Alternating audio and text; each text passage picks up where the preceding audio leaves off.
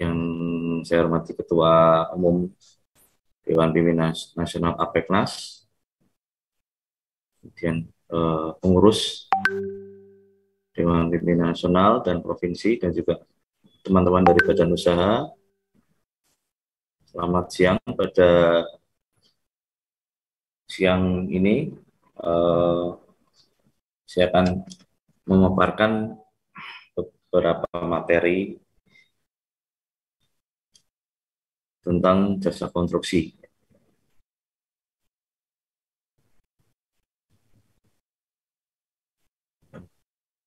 Yang pertama,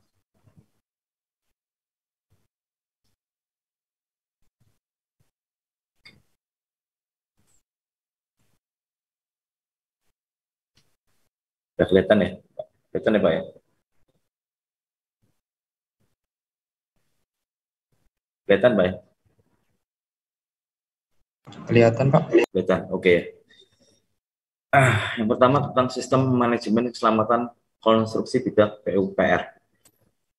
Di sekarang ini jasa konstruksi di Indonesia telah berkembang dengan pesat, dan manajemen keselamatan konstruksi merupakan salah satu persyaratan dalam pembangunan atau pelaksanaan di bidang jasa konstruksi. Kita lihat di sini bagaimana dalam pekerjaan konstruksi itu safety itu adalah bebas dari kecelakaan dan sakit akibat pekerja. Ya. Jadi di setiap pekerjaan konstruksi itu dimungkinkan harus mencapai zero accident, ya. Tidak ada kecelakaan yang akan mengganggu proses pelaksanaan jalannya konstruksi. Kemudian yang kedua, pelaksanaan SMKK harus sesuai dengan standar atau pedoman. Jadi ada beberapa kompetensi yang harus dipunyai seorang ahli di bidang sistem manajemen keselamatan konstruksi. Yang pertama ada attitude, adalah sikap ya, skill, keterampilan dan knowledge, pengetahuan. Attitude biasanya dibentuk oleh budaya perusahaan atau budaya sebuah lembaga, dan skill adalah keterampilan itu biasanya kita dapatkan dengan pelatihan dengan pengetahuan, dengan pelatihan ya, dan knowledge adalah pengetahuan.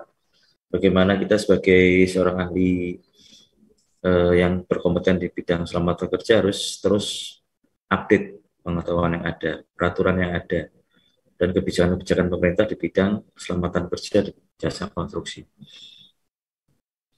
Ini kita lihat Undang-Undang Nomor 13 tahun 2003 bahwa pengusaha bertanggung jawab atas peningkatan atau pengembangan kompetensi pekerjanya melalui pelatihan. Jadi salah satu adalah skill itu didapatkan dari pelatihan. Pelatihan ini diadakan bisa setiap tahun atau 2 tahun sekali atau 4 tahun sekali sesuai dengan perkembangan atau kebijakan yang ada dari pemangku kepentingan atau pemerintah. Dalam hal ini biasanya Kemenaker, ya, Kementerian Tenaga Kerja.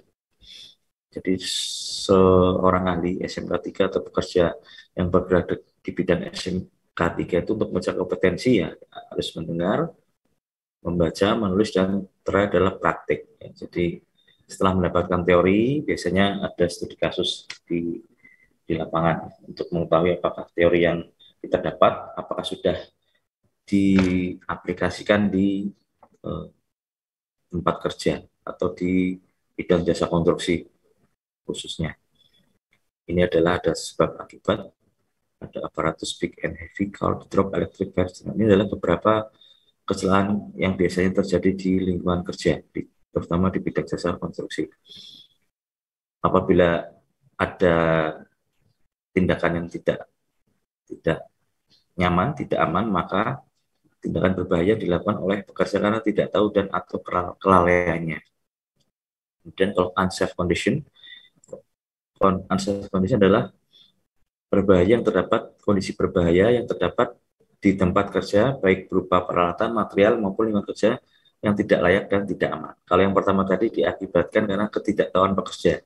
atau kelalaian. Misalnya tidak menggunakan APD, tidak mentaati rambu-rambu yang ada di tempat kerja. Lalu yang kedua adalah kondisi yang terjadi akibat dari peralatan, material, atau lingkungan kerja yang tidak layak dan tidak aman. Dapat mengakibatkan kecelakaan kerja. Dan ini di sini adalah data dan fakta kecelakaan kerja dari tahun 2001 sampai 2018. Kita lihat di sini jasa konstruksi adalah yang paling besar sebanyak 31,9%, kemudian di bidang industri 31,6%. Penyebabnya ada beberapa. Yang pertama adalah karena tidak ada kompetensi dari pekerja, dan memiliki masa kerja terbatas sehingga intensitasnya sangat tinggi. Kemudian pekerjaannya sangat kompleks, menggunakan bahan material yang beraneka jenis. Kemudian yang terakhir menggunakan peralatan kerja yang beragam, baik teknologi maupun kapasitasnya. Seperti kita tahu bahwa di bidang jasa konstruksi di lapangan banyak sekali peralatan yang beraneka ragam ya, baik itu yang teknologinya sudah berkembang, sudah maju ya, seperti ada penggunaan lift atau yang masih sederhana menggunakan katrol. Ini kebijakan ketiga di pemerintah. Jadi pemerintah membuat perundang-undangan K3 dan melakukan pengawasannya, diantaranya adalah Undang-Undang Nomor 14 tahun 1969, kemudian Undang-Undang Nomor 1 tahun 1970, dan ada Undang-Undang Nomor 13 tahun 2003, kemudian juga ada Peraturan Pemerintah Nomor 50 tahun 2012, kemudian Permenaker 01 tahun 1980, dan Keputusan Dirjen Nomor 20 tahun 2004, kemudian Permen PU Nomor 5 tahun 2014. Itu adalah kebijakan pemerintah yang dibuat sebagai batasan kepada pengusaha atau pekerja dalam melaksanakan K3. Kita sebagai pengusaha adalah memenuhi kewajiban sesuai dengan peraturan perundang-undangan yang ada.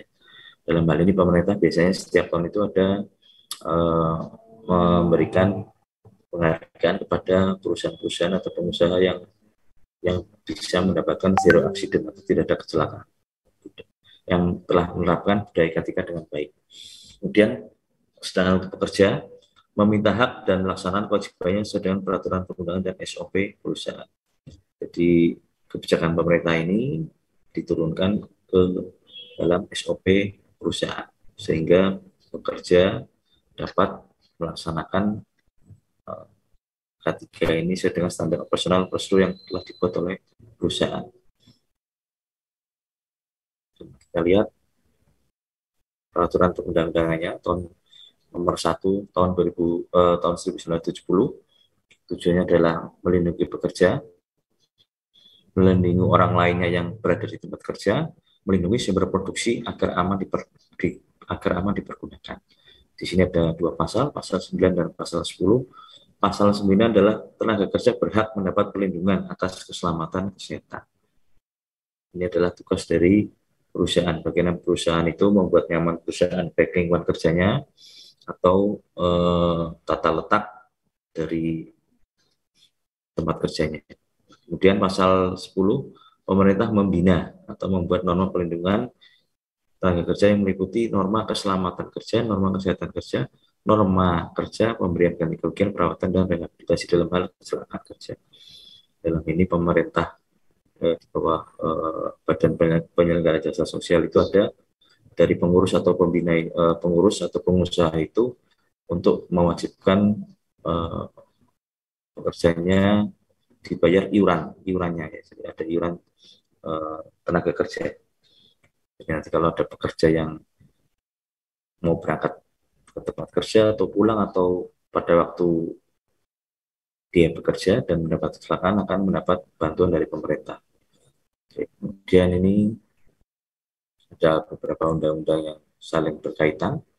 Nomor 14 tahun 1969 kemudian diubah norma ketika Undang-Undang Nomor 1 tahun 1970. Kemudian ada Permenaker Nomor 01 tentang K3 konstruksi bangunan dan Keputusan Dirjen nomor 20 tahun 2004 tentang sertifikasi ketiga konstruksi bangunan. Di peraturan di atas disebutkan bahwa K3 pada tempat kegiatan konstruksi beserta pedoman pelaksanaan K3 pada tempat kegiatan konstruksi. Kita lihat di sini adalah faktor komitmen dari K3 di Departemen Pekerjaan Umum. Di sini ada menteri dan dirjen-dirjen. Di sini ada 5 item, ya, 5 komponen. Yang pertama adalah keteladanan untuk keselamatan, keutamaan untuk keselamatan, integritas untuk keselamatan, kompetensi untuk keselamatan. Jadi kompetensi ini biasanya didapatkan dengan pelatihan, ya. Pelatihan kemudian diuji apakah yang bersangkutan sudah kompeten atau belum. Kemudian yang terakhir adalah pengetahuan untuk keselamatan. Di sini adalah peraturan perundangan nomor 13 tahun 2003. Jadi setiap pekerja atau buruh mempunyai hak untuk memperoleh perlindungan atas keselamatan dan kesehatan kerja. Jadi setiap perusahaan wajib untuk melindungi karyawannya atau pekerjanya, baik dari kecelakaan kerja di tempat masing-masing atau pada waktu pulang atau berangkat. Di antaranya diwujudkan dengan adanya SOP, lingkungan kerja yang aman dan nyaman, ya, ada rambu-rambu tentang K3 di tempat kerja masing-masing. Kemudian juga membayar iuran tenaga kerja. Kemudian yang kedua, melindungi keselamatan pekerja atau buruh guna mewujudkan produktivitas kerja yang optimal diselenggarakan upaya keselamatan dan kesehatan kerja. Jadi apabila tidak ada keselamatan dan kesehatan kerja, maka produktivitas otomatis akan meningkat. Apabila ada kesalahan kerja, akan mengurangi jam kerja. Dengan pengurangan jam kerja ini otomatis produktivitas akan menurun. Dan pasal 87 Undang-Undang Nomor 13 tahun 2003 ini, pasal 1 dan pasal 2, setiap perusahaan wajib menerapkan sistem manajemen keselamatan dan kesehatan kerja. Jadi wajib ini, ya. Kemudian yang kedua, ketentuan mengenai penerapan sistem manajemen keselamatan dan kesehatan kerja akan diatur dalam peraturan pemerintah. Kemudian yang ini ada peraturan perundangan di sektor yang lain, ya. Jadi kalau di PU itu nomor 5 tahun 2014 tentang SMK 3 di bidang pekerjaan umum. Kemudian di bidang kesehatan nomor 66 tahun 2016 tentang keselamatan kesehatan kerja rumah sakit. Kemudian ada SMK 3 PP nomor 50 tahun 2012. Ini maksud dan tujuannya dari SMKK adalah yang pertama meningkatkan efektivitas perlindungan keselamatan dan kesehatan kerja yang terencana, terukur, terstruktur, dan terintegrasi. Kemudian yang kedua, mencegah dan mengurangi kesalahan kerja dan penyakit akibat kerja. Yang ketiga adalah menciptakan tempat kerja yang aman, nyaman, efisien untuk mendorong produktivitas. Karena antara produktivitas dan kecelakaan kerja yang saling berhubungan. Semakin banyak kecelakaan kerja, maka akan mengurangi produktivitas karena akan banyak jam yang terbuang. Sedangkan apabila tidak ada kecelakaan atau zero accident, maka produktivitasnya akan tetap atau sesuai dengan standar dari perusahaan. Dan ini adalah ruang lingkup SMK 3. Di sini ada peraturan Menteri nomor 5 tahun 2014, penerapan SMK 3 konstruksi bidang PU, ada tugas, tanggung jawab dan wewenang serta biaya penyelenggaraan SMK 3 di bidang konstruksi bidang PU. Jadi aspek K3 itu ada 3, identifikasi, ya, penilaian risiko dan pengendalian risiko. Jadi SMK 3 ini adalah tahap prakonstruksi, ada konseptual, feasibility study atau studi kelayakan, ada survei dan investigasi, dan ada DED, detailed engineering design, ada dokumen pemilihan penyedia barang dan jasa.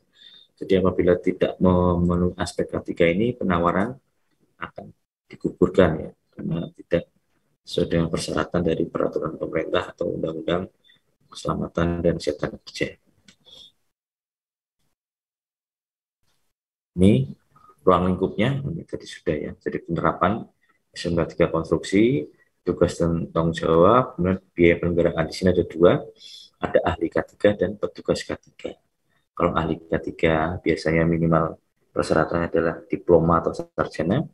Kalau petugas K3 biasanya cukup minimal SMA yang sudah punya pengalaman 2 atau 3 tahun ya. Jadi dari ahli K3 dan petugas K3 ini untuk mendapatkan sertifikat ini harus melakukan pelatihan. Setelah pelatihan biasanya ada kunjungan studi kasus ke lapangan, setelah itu uji kompetensi. Setelah berhasil lulus dari uji kompetensi baru mendapatkan gelar atau sebutan petugas K3 atau ahli K3 konstruksi.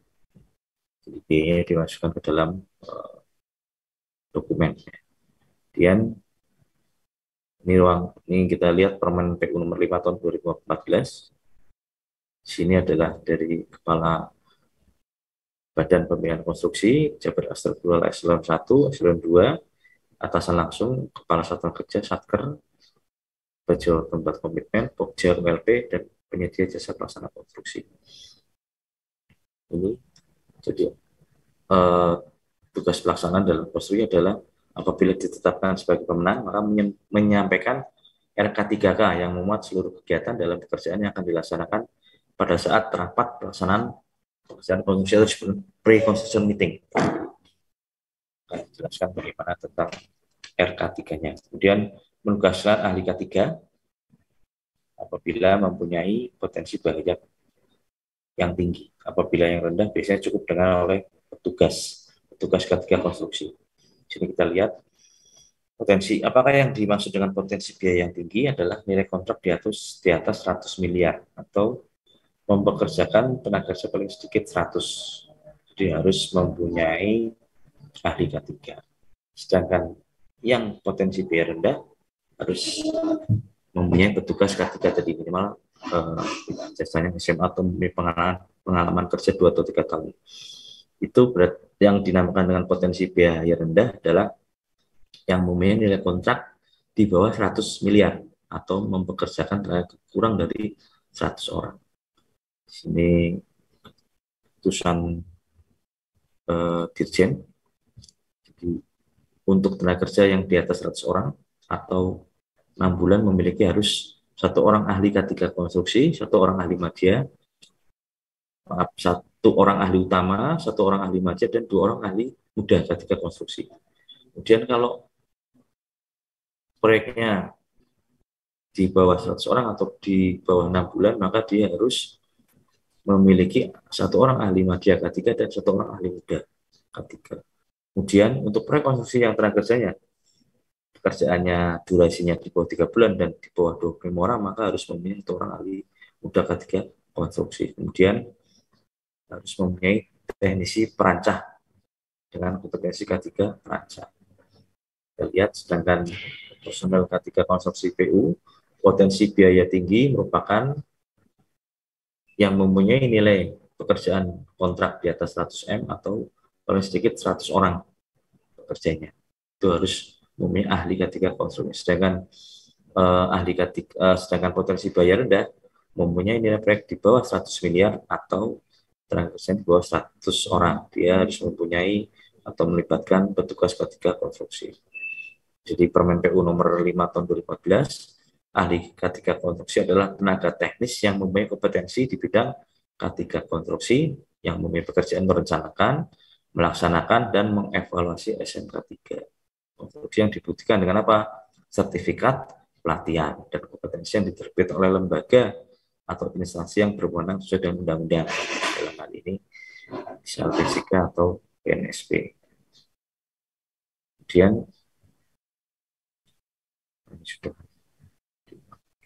ini kemudian tugas dari pelaksana konstruksi adalah yang pertama adalah Permen PU nomor 5 tahun 2014 pasal 2019 tentang SMK 3 menghitung dan memasukkan biaya penyelenggaraan SMK 3 dalam penawaran sebagai bagian dari biaya umum. Kemudian membuat rangkuman aktivitas pelaksanaan SMK 3 konstruksi bidang PU sebagai bagian dari dokumen serah terima kegiatan pada akhir kegiatan. Kemudian melapor kepada pejabat tempat komitmen dan dinas yang membidangi tenaga dan setempat tentang kejadian berbahaya, kecelakaan kerja konstruksi, dan penyakit akibat kerja konstruksi dalam bentuk laporan bulanan.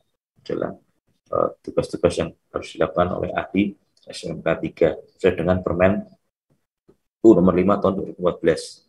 Kita lihat selanjutnya adalah menindaklanjuti surat peringatan yang diterima dari PPK apabila ditemukan adanya identifikasi tentang potensi atau kecelakaan yang akan terjadi. Kemudian bertanggung jawab atas terjadinya kesalahan kerja dan penyakit akibat kerja apabila tidak menyelenggarakan SMK 3 konstruksi bidang PU sesuai dengan RK 3K. Kemudian mengikut sertakan pekerjanya dalam program perlindungan tenaga kerja selama pekerjaan konstruksi. Ini adalah wajib ya membayar iuran BPJS TK-nya. Dan ini adalah melakukan pengendalian risiko, jadi melakukan pengendaliannya meliputi tempat kerja, peralatan kerja, cara kerja, alat pelindung diri, rambu-rambu, lingkungan kerja konstruksi sesuai dengan RK 3K.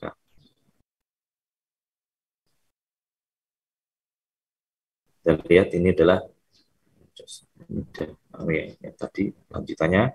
Salah satu upaya membuat risiko menjadi lebih rendah dapat dilakukan dengan cara mencegah, jadi mencegah terjadinya kecelakaan atau mengurangi, kita kurangi atau kita cegah dampak jika terjadi kecelakaan. Dan ini manajemen risiko. Yang pertama adalah eliminasi. Eliminasi adalah menghilangkan ya. Substitusi adalah mengganti. Engineering control, administrative control, dan pemakaian APD. Jadi pemakaian APD itu sebenarnya terakhir ya, bukan awal. Jadi kita yang pertama adalah menghilangkan potensi kecelakaan kerja. Kemudian yang pertama adalah identifikasi bahaya. Ya. Kemudian yang kedua adalah penilaian risiko, seberapa besar kemungkinan terjadi dan seberapa sering hal tersebut terjadi. Bagaimana konsekuensinya bila hal itu terjadi. Kemudian pengendalian risiko. Jadi pengendalian risiko tadi ya, hilangkan risikonya, substitusi ganti dengan yang lain, engineering control, administrasi kontrol, yang terakhir baru menggunakan APD. Ini contohnya adalah gunakan scaffold yang standar ya. Misalnya ada kayu, pakai menggunakan scaffolding kayu, kita ganti dengan scaffolding dari besi. Kemudian contoh dari administrasi kontrol adalah sangkutkan body harness pada tempat yang baik dan benar, pasang pagar, kemudian pasang APD sesuai standar. Kalau helm ya berarti pakai kaitnya. Ini adalah penilaian risiko yang nilai 1 adalah jarang terjadi, nilai 2 kadang-kadang, nilai 3 adalah sering terjadi. Di sini adalah tabel keparahan, kerugian dan dampak orang atau benda, lingkungan dan keselamatan umum. Ya. Kita lihat contohnya. Satu ringan, sedang, berat, ya, jarang, kadang-kadang sering. Ini adalah contoh asesmen, identifikasi bahaya, penilaian risiko, skala prioritas, pengendalian risiko, dan penanggung jawab. Di sini ada nama perusahaan, kegiatannya, lokasi, dan tanggal dibuat. Misalnya di sini pekerjaan galian pada basement bangunan baru dengan kondisi tanah yang labil. Ya. Identifikasi bahaya adalah tertimbun. Ya. Kekerapan batis sering dari ya, di sini 3 adalah sering, tinggi ya, tinggi sering ya, tinggi sering, kemudian tinggal risiko tinggi, skala prioritasnya 1. Pengendalian risiko menggunakan turap, menggunakan metode pemancangan, menyusun instruksi kerja, menggunakan rambu peringatan dan melakukan pelatihan kepada kerja, kemudian penggunaan APD yang sesuai. Ini yang nomor 2 adalah ini kita jelaskan di sini. Nomor 1 adalah dari penggunaan turap ya. Uraiannya seluruh pekerjaan kalian dipastikan memenuhi prinsip keselamatan. Penggunaan turap memenuhi spesifikasi ditetapkan oleh quality engineering. Kemudian sumber dayanya bahannya adalah turap, peralatan kerja dan sebagainya. Kemudian sebelum bekerja sudah lengkap, pencapaiannya adalah turap terpasang sesuai gambar dan spesifikasi. Monitoringnya dengan checklist. Penanggung jawab adalah petugas pengawas terkait. Yang kedua, kita kurangi dengan pemancangan, metode pemancangan. Uraiannya adalah tersedianya metode, yang tolok ukurnya adalah sesuai dengan metode yang telah ditetapkan, kemudian dokumen manualnya ada, sesuai jadwal pelaksanaan, kemudian tertib pelaksanaan sesuai metode, monitoring checklist, yang penanggung jawab adalah quality engineer. Oke. Dan yang ketiga adalah menyusun instruksi kerja pekerjaan kalian. Uraiannya adalah tersedia instruksi kerja, tolak ukurnya adalah sesuai dengan instruksi kerja, sumber daya ada dokumen, kemudian jangka waktunya sesuai dengan jadwal pelaksanaan, indikatornya tertib melaksanakan petunjuk kerja, monitoringnya checklist, tanggung jawabnya quality engineer. Kemudian menggunakan rambu peringatan dan barikade. Lokasi uraian adalah semua lokasi kalian diberikan rambu, kemudian tolak ukurnya adalah rambu dan barikade standar ya, dicari contoh dari jasa marga atau yang lainnya. Kemudian sumber daya adalah rambu dan barikade, SDM sesuai dengan kebutuhan. Kemudian jangka waktunya sebelum bekerja sudah harus lengkap. Indikatornya 100% tugas ketiga.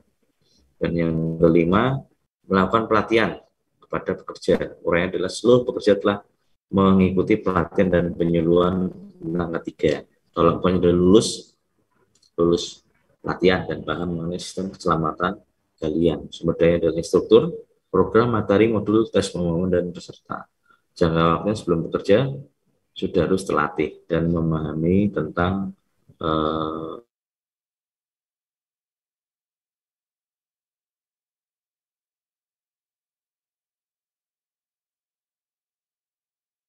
ketiga unit latihan atau HRD-nya.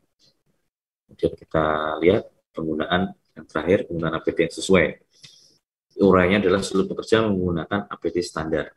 Tolak ukurnya adalah SNI helm, masker, sepatu, jumlah pekerja, sumber dayanya adalah masker, sepatu, selamatan, dan pelindung kepala. Jangka waktunya sebelum bekerja, peralatan latih semua sudah harus komplit. Indikatornya adalah 100% sesuai dengan standar. Monitoring disediakan petugas yang melakukan pengawasan selama pekerjaan kalian berlangsung. Penanggung jawabnya adalah inspektur K3 atau petugas pengawasan pelaksanaan pekerjaan. Ini adalah kegiatan K3 ini adalah hierarkinya adalah eliminasi tadi ya, menghilangkan ya. Kemudian substitusi adalah mengganti dengan alat kerja yang lebih aman, rekayasa engineering, memasang alat pelindung pada komponen alat kerja yang berbahaya atau pada pemasangan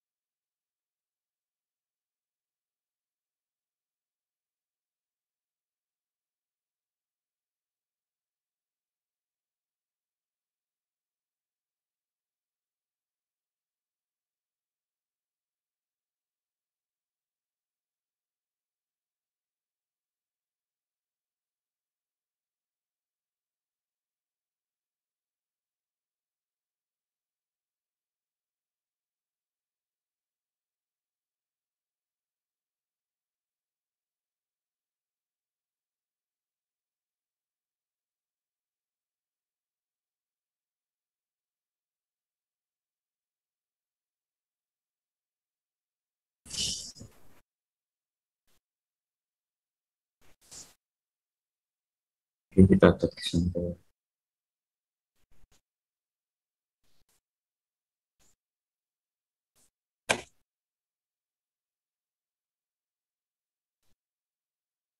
saya mau sharing belum bisa ya. Oh sudah ya, ini sudah sharing otomatis. Oke, tadi yang tiga adalah rekayasa, yang keempat pengendalian administrasi, kemudian yang kelima adalah pemakaian APD. Ini adalah contoh dari kerja yang tidak menggunakan atau mematuhi rambu-rambu K3 ya.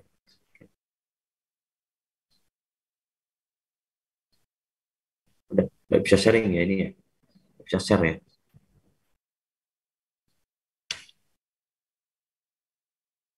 Lanjut, Pak.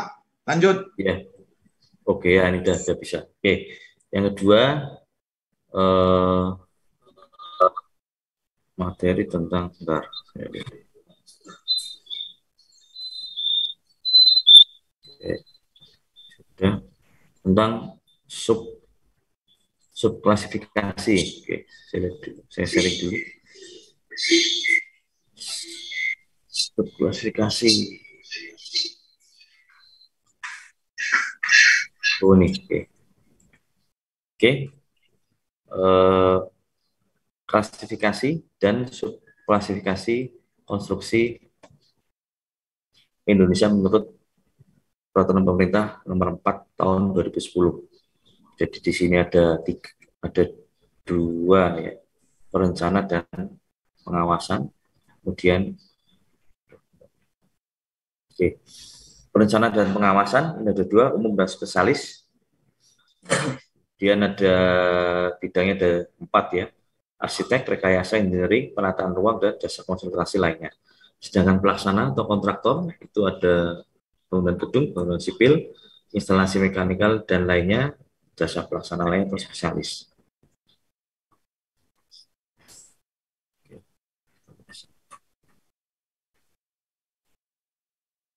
Oke, di sini ada yang ketiga adalah tadi ada pertama perencanaan pengawas, pelaksana, yang ketiga adalah terintegrasi. Terintegrasi ada perencanaan, pelaksanaan, dan pengawasan. Ada rancang bangun, perencanaan pengadaan dan perencanaan terima jadi, penyelenggaraan pekerjaan terima jadi, dan penyelenggaraan pekerjaan berbasis kinerja. Kemudian dari referensi dalam klasifikasi jasa saksi itu ada beberapa yang dasarnya adalah CPC dan KPLU tahun 2009, Perlep 11A dan 12A tahun 2008, dan Perpres 36 tahun 2010 tentang daftar negatif investasi dan masukan-masukan dari masyarakat jasa konstruksi atau pemangku kepentingan jasa konstruksi. Adalah itemnya ini. Di sini adalah tujuan peraturan menteri tentang klasifikasi dan kualifikasi mewujudkan tertib pelaksanaan pekerja pelaksanaan penerbitan sertifikasi usaha jasa korupsi sesuai dengan persyaratan kemampuan badan usaha jasa korupsi dan kompetensi. Jadi di sini adalah kemampuan badan usaha dan kompetensi tenaga kerja konstruksi. Tujuannya adalah itu ya. Kemudian mewujudkan keselarasan pembagian sub kelas bidang usaha jasa konstruksi nasional dengan pembagian sub klasifikasi yang berlaku internasional. Jadi apabila badan usaha di Indonesia memiliki sub bidang yang sama dengan atau berlaku di internasional, jadi bisa dipakai bekerja di luar negeri, tempat lain selain di Indonesia. Di sini adalah ada pelaksana, ada umum, spesialis, dan keterampilan. Umum itu dibagi menjadi bangunan gedung, bangunan sipil, mekanikal, elektrikal, dan pelaksana lainnya. Ada gedung itu ada 9 subkelas, bangunan sipil ada 12 subkelas, mekanikal dan elektrikal ada 10 subkelas mekanikal dan 11 subkelas elektrikal. Elektrikal ini yang sekarang yang ditangani Kementerian PU adalah hanya 2 subkelas. Yang 9 sudah diambil alih oleh Kementerian ESDM. Kemudian pelaksana lainnya adalah 4 subkelas. Kemudian ada spesialis, ada 16 pekerjaan spesialis, dan jasa konstruksi keterampilan ada 11 pekerjaan keterampilan ini biasanya dilaksanakan oleh perorangan. Kita lihat sini adalah pembagiannya, ini ada bangunan gedung, ada bangunan tunggal, couple, multi banyak atau hunian, bangunan gudang industri, komersial, bangunan hiburan publik, bangunan hotel restoran, bangunan pendidikan, bangunan kesehatan, dan bangunan gedung lainnya. Jadi kodenya adalah BG. BG01, BG02, BG03. Dan kalau yang SI sipil ini SI. Kalau sekarang PS kalau nggak salah ya. Yang baru itu nanti PS bangunan sipil kodenya. Di sini ada sumber daya air, kemudian juga ada pengelolaan air limbah dan air minum, ada jembatan, jalan layang, terowongan, kemudian ada perpipaan air minum jarak jauh, perpipaan air limbah, perpipaan minyak dan gas jarak jauh, perpipaan air minum lokal, perpipaan air limbah, perpipaan minyak gas lokal, dan bangunan stadion dan untuk olahraga outdoor dan juga bangunan fasilitas olahraga indoor dan fasilitas rekreasi. Ini ada SI ya, SI 01, SI 02, dan seterusnya. Sedangkan MK ini ada 9 ya. Ada jasa pelaksana pemasangan pendingin ruangan, ada plumbing, ada pemasangan pipa gas dalam bangunan, ada insulasi dalam bangunan, ada pemasangan lift dan tangga berjalan, ada konstruksi pertambangan manufaktur, ada instalasi termal bertekanan minyak gas dan geotermal, kemudian juga ada instalasi alat angkut dan alat berat. Yang terakhir adalah perpipaan gas dan energi, biasanya pekerjaan di Pertamina atau gas ya. Kalau di Jawa biasanya di daerah Cilacap itu banyak pekerjaan Pertamina. Kemudian electrical ini sudah diambil 9 oleh SDM, tinggal dua yang ditangani oleh PU, kalau tidak salah itu industri. Jadi pelaksanaan instalasi tenaga gedung dan pabrik bersama instalasi elektrikal lainnya sudah tidak ke PU lagi, ke SDM. Oke, ini klasifikasi badan usaha pelaksana konstruksi lainnya. Di sini adalah PL ya, kodenya PL. Ada pembongkaran, ada perakitan pemasangan konstruksi pabrikan untuk konstruksi bangunan gedung, ada jasa perakitan, pemasangan konstruksi, fabrikasi dan konstruksi jalan dan jembatan steril kereta api. Kemudian ada perakitan dan pemasangan konstruksi prafabrikasi untuk sumber daya irigasi dan lembaga pelabuhan persungaian, pantai serta pengolahan air bersih, limbah dan sampah. PL ya kodenya. Kemudian ini ada SP ya, spesialis. Di sini adalah pembongkaran, perancah, persiapan, pekerjaan tanah dan galian, pemasangan batu, konstruksi khusus, ada pertamanan masuk sini juga, dan perawatan bangunan gedung. Ini sedang ini adalah keterampilan. Biasanya KT ini dilakukan oleh perorangan ya. Pemasangan kaca, plesteran, pengecatan, ya, pemasangan ornamen, pemasangan gypsum, pemasangan curtain well, dan pemasangan plafon akustik KT, kodenya KT. Ini adalah konstruksi terintegrasi. Yang pertama adalah terintegrasi infrastruktur transportasi, konstruksi penyaluran air dan pekerjaan sanitasi, kemudian terintegrasi konstruksi manufaktur dan konstruksi fasilitas minyak dan gas. Lambangnya adalah TI. Sedang ini adalah konsultan. Konsultan adalah ada perencana, pengawas, spesialis, dan konsultan lainnya.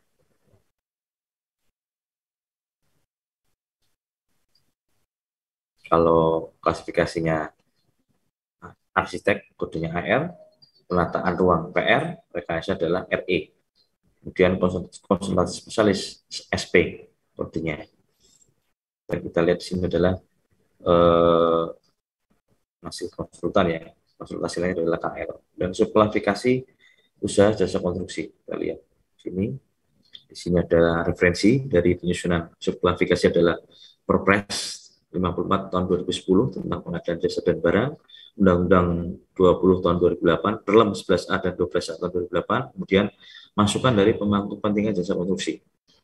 Di sini menurut PP nomor 4 tahun 2010 ada 3 kualifikasinya, ada besar, menengah, dan kecil. Kemudian ada makro ya, mikro itu kekayaan bersihnya tidak lebih dari 50 juta dan penjualan tahunan paling banyak 300 juta. Sedangkan kecil kekayaan bersihnya 50 sampai 500 juta dan memiliki penjualan 300 sampai paling banyak 2,5 M. Sedangkan kriteria usaha menengah adalah 500 juta kekayaan bersihnya sampai dengan 10 M dan memiliki nilai penjualan 2,5 sampai dengan 50 M. Penjualan ini dalam pelaksanaan konstruksi itu berarti pengalaman kerjanya ya, atau proyek yang didapat, pekerjaan yang didapat. Batasan pekerjaannya untuk mikro dan usaha kecil setelah operasi kecil adalah sampai dengan 2,5 miliar menurut Peraturan Presiden nomor 54 tahun 2010. Kemudian ini adalah memiliki keahlian, pengalaman, kemampuan teknis dan manajerial untuk menyediakan barang atau jasa, memperoleh paling kurang satu pekerjaan selama kurun waktu 4 tahun, baik pekerjaan pemerintah maupun swasta. Kemudian ketentuan yang dimaksud pada butir 2 dikecualikan bagi penyedia barang jasa yang baru berdiri kurang dari 3 tahun. Di sini ada beberapa standarnya ya. Penyedia jasa harus memiliki sumber daya manusia, modal, peralatan, dan fasilitas lain yang diperlukan dalam pengadaan barang dan jasa. Dan juga wajib memiliki keahlian, pengalaman, kemampuan manajerial, dan kemampuan teknisnya untuk menyediakan barang dan jasa. Di sini kita lihat sini paling tidak satu pekerjaan selama 4 tahun, ya, kecuali badan usaha tersebut baru berdiri dengan 3 tahun. Ini adalah usaha kecil, nilai kemampuannya adalah 5 paket pekerjaan. Kalau non kecil, 6 paket pekerjaan itu 1,2 kali N. Kita lihat di sini adalah KD, kemampuan dasar. Kemampuan dasar adalah 3 kali NPT, pengalaman terakhir dalam kurun waktu 10 tahun. KD paling kurang sama dengan total HPS dari pekerjaan yang akan dilelangkan. Di sini adalah pengaturan kualifikasinya, batas nilai, jumlah pada saat, KN bersih, penanggung jawab teknik, penanggung jawab badan, pengalaman minimal kumulatif, kemudian batasan jumlah bidang sebidang. Persyaratan lain adalah memiliki SBU untuk grade di bawahnya. Jadi misalnya M2 ya harus punya M1 atau B harus punya M2. Berbadan hukum ya, berbadan hukum adalah berbentuk perusahaan terbatas, ada divisi perencanaan, operasional, keuangan, dan administrasi, kemudian memiliki sertifikat ISO 9000 atau versi 2000.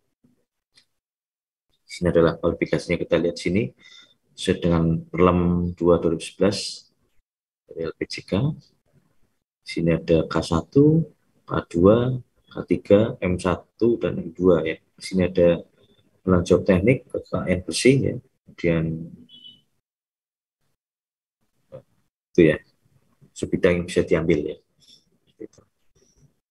Ini Perlem 12 adalah penilaian terhadap kemampuan keuangan, personal, pengalaman, dan kriteria yang lain. 4 tadi menentukan subkualifikasi badan usaha dan menentukan batas maksimal kemampuan mengerjakan proyek konstruksi.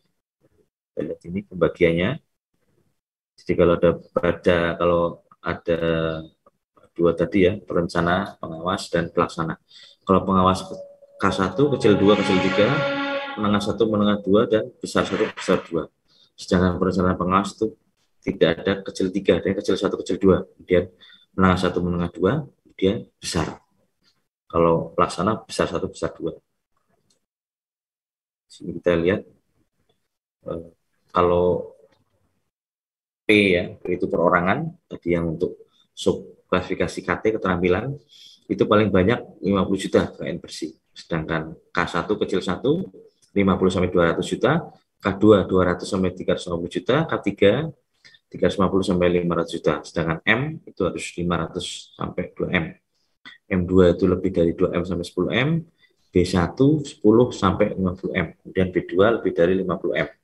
Sedangkan kemampuan melaksanakan paket pekerjaan, kalau P itu hanya 300 juta, K1 1M, K2 1,75M, K3 2,5M, M 1 sampai 10M, M2 sampai 50M, B1 sampai 250M, B2 tidak terbatas.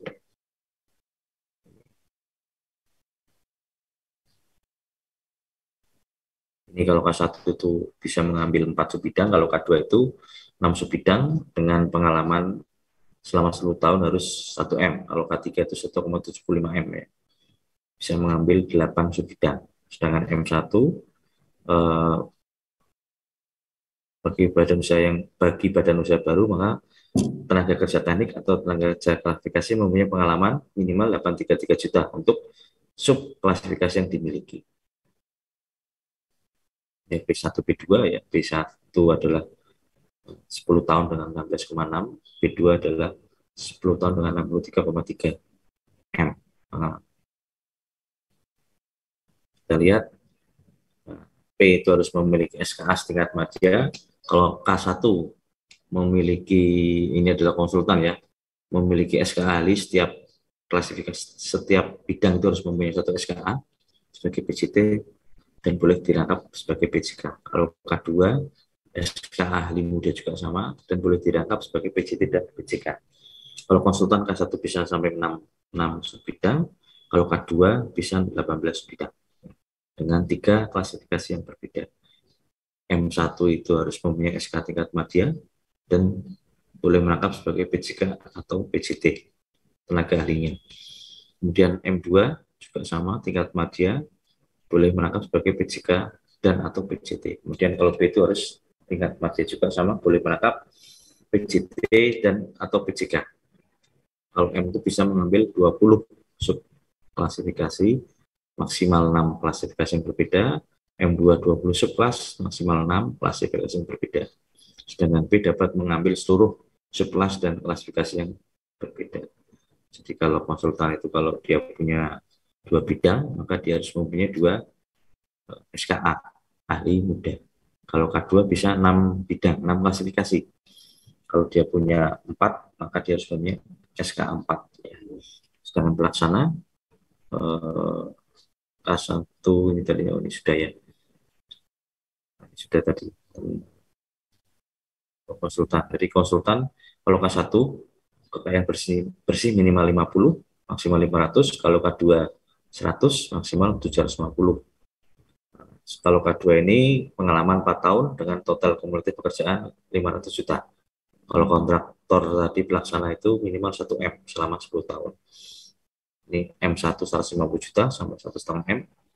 Dia harus mempunyai pengalaman 3 tahun, PJK-nya senilai sudah 750 juta. Dan M2 kekayaan bersihnya 300 sampai 2,5 M. Kemudian kalau B itu 500 sampai terhingga. Ini konsultan ya. Jadi K1 harus mempunyai SK ahli muda, K2 juga sama, PJT boleh dirangkap PJBU, penanggung jawab badan usaha, atau penanggung jawab klasifikasi. Satu klasifikasi, satu SKA. M1, SK ahli madya, PJT boleh menangkap PJK dan atau PJBU. Kemudian M2, PJT merupakan tenaga ahli tetap, sertifikasi SKA ahli madya, kemudian PJT boleh merangkap. Tutup sampai dengan penerbitan. Terhitung sejak tanggal diundangkan sampai tanggal 1 Agustus 2012, penerbitan dan perpanjangan sertifikasi jasa konstruksi mengacu pada ketentuan umum Surat Edaran Menteri 05 SEM 2010, Surat Edaran Menteri PU nomor 16 SEM 2010, kemudian Surat Kepala Badan Pembinaan Konstruksi nomor IK 0202 22 KK 112 serta subkualifikasi dan subkualifikasi sebagaimana diatur dalam LP pengembangan lembaga jasa konstruksi. Konversi ya, di sini kita lihat konversi, ada PP tahun 28 tahun 2000, peraturan LPJK nomor 2 dan 3 tahun 2012, kemudian bidang, subbidang, dan sistem grade. Konversinya adalah dulu adalah grade 1, grade 2, sekarang adalah K, kecil 1, kecil 2, kecil 3. Di sini adalah subbidang pelaksana. Ya, di sini adalah BG, ini ada bangunan sipil, dan ini instalasi mekanikal, instalasi elektrikal, jasa pelaksana spesialis. Ya. Ini adalah contoh konversi untuk konsultan ya. Dulu SI, sekarang RE.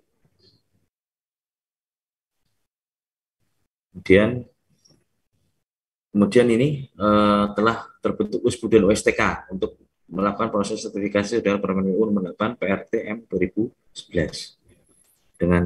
Dengan adanya pemberlakuan Permen PU nomor 8 tahun 2011 dalam pengadaan jasa konstruksi tahun anggaran 2014. Surat Edaran Menteri PU nomor IK 0201 KK 978. Jadi konversi sudah mengacu pada Permen PU nomor 8 tahun 2011. Apabila telah dilakukan setelah tahun 2015, maka klasifikasi dan kualifikasi usaha yang digunakan dalam pengumuman lelang adalah klasifikasi dan kualifikasi usaha yang sudah mengacu pada Permen PU nomor 08 tahun 2011. Konversi tadi dari G ke K adalah prakontrak, dan ini kontrak. Bagaimana cara penyusunannya? Dengan melihat di web www.lpjk.net atau klarifikasi langsung ke penerbit SPU SK atau SKTK. Bisa dilihat di SIKI, Sistem Informasi Konstruksi Indonesia. Oke, ini materi yang kedua. Kemudian untuk materi yang selanjutnya,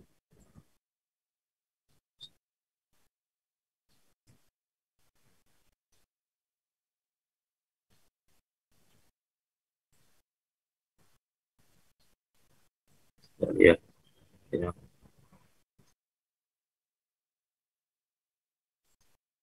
peluang dan tantangan proyek konstruksi swasta. Kita lihat.